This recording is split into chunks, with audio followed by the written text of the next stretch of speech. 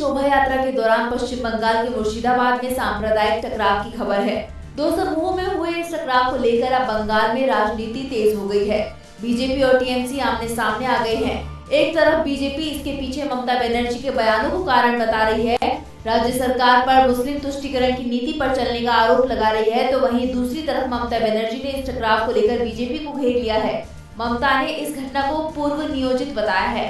ममता ने कहा कि आपको रामनवमी के जुलूस में तलवारें लेकर जाने को किसने कहा? आपने रामनवमी से एक दिन पहले डीआईजी को क्यों हटा दिया, जिससे आप लोग अपनी मनमानी कर सके?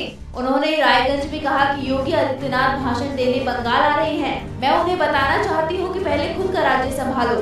बीजेपी के लोग राज्य में गड़बड़ी कर रहे हैं और हमें बदनाम करने की कोशिश कर रहे हैं। ममता ने कहा कि हमारी लक्ष्मी भंडार योजना को रोकने की धमकी दी जा रही है।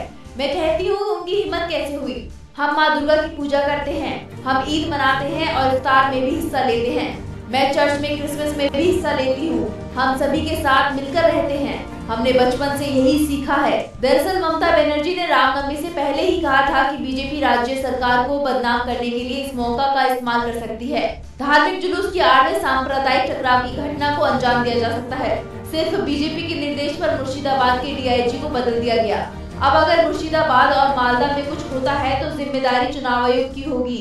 बीजेपी अपने फायदे के लिए पुलिस अधिकारी को बदलना चाहती थी। अगर सांप्रदायिक टकराव का भी एक मामला सामने आता है तो चुनाव आयोग जिम्मेदार होगा, क्योंकि वो यहाँ कानून व्यवस्था की देखभाल कर रहे हैं। और ममता का ये